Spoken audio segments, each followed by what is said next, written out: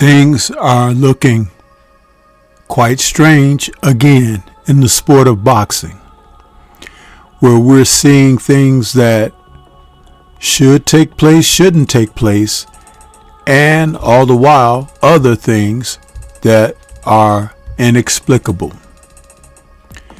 And as we go forward, we're looking up and talking about the likes of Teofimo Lopez, who happens to be a WBO champion at the 140-pound division. But he's been calling out Terrence Bud Crawford. Terrence Bud Crawford has been calling out Canelo Alvarez. And there just happens to be some type of crossover taking place that I don't think people are paying close enough attention behind the scenes to see what all of this means. See, Crawford is the pound for pound #1 boxer in the sport. And for the longest of times, they've been trying to topple this champion. And in order to put things into motion even further, they found another party to be a part of the plan. So let's talk about it and what this might truly mean.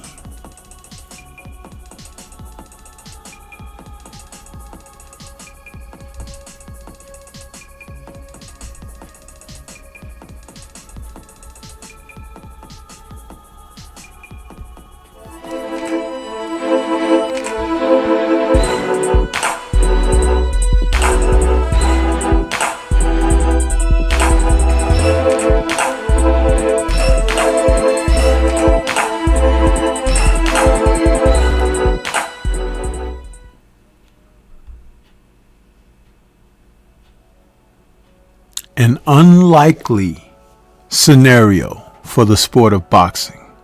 Now, we've heard Terrence Bud Crawford say that he has no interest whatsoever in Teofimo Lopez. But he does have acute, keen interest in Canelo Alvarez. You see, he sees Canelo as an in-game type situation where not only could there be economic windfall, but to face off against someone who's so-called respected by the PTB in the sport of boxing. Bud Crawford knows where the bank is, but he also knows that with an opportunity toward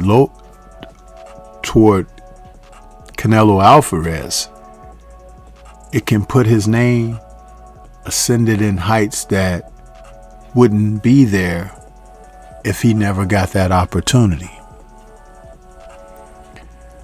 But the unlikeliest of pairings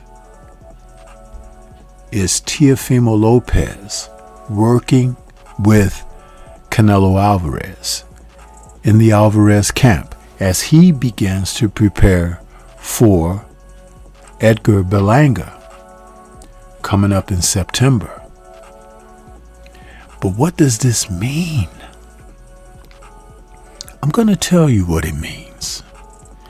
It means that an alignment toward bringing down someone else that is not of the Latin descent. Yeah, I said that.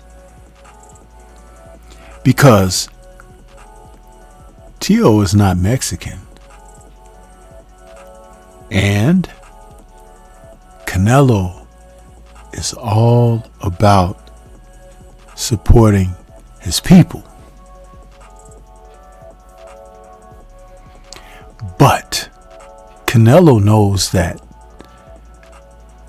the Terrence Crawford proposed fight, mainly Turki Al-Sheikh has been pressing him on this, is a no-win type situation. Crawford being a smaller man who would have to now jump 2 divisions to compete with him, because he's currently a champion at 154. But Teofimo Lopez is at 140, not far away from where Crawford just left, which was the 147-pound division, and has been calling on Crawford.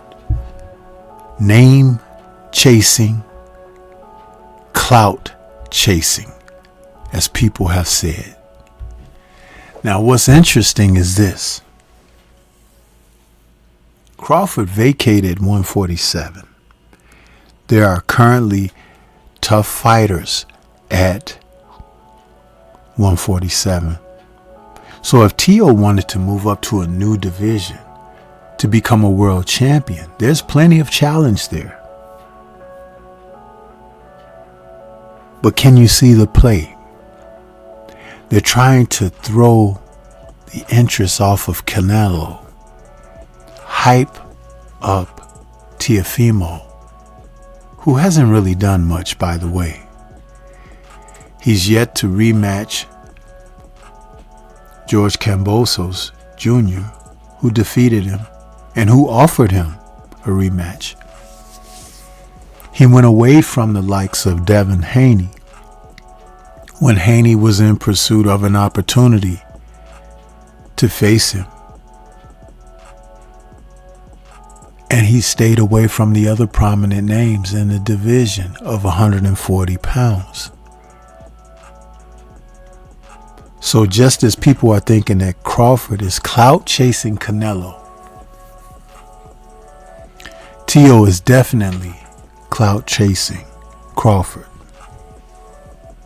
amid so many other opportunities for fame, challenge, and legacy. But it takes a wise one to figure out this game of how it's run. There are certain fighters who receive favor amidst either accomplishing or not, amidst being successful or not. Opportunities flow time and again.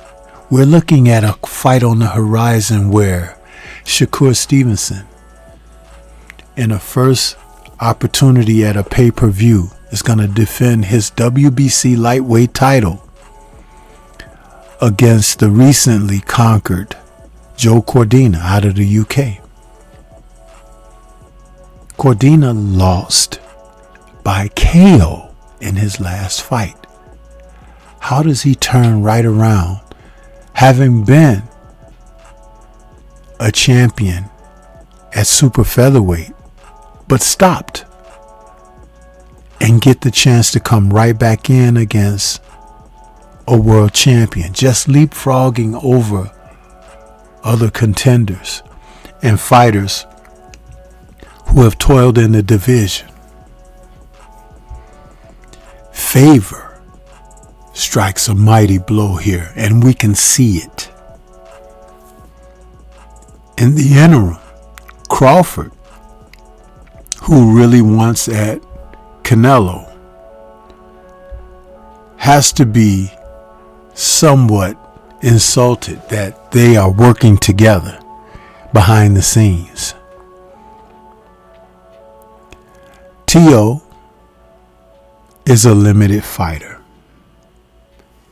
Teo is an unstable fighter psychologically.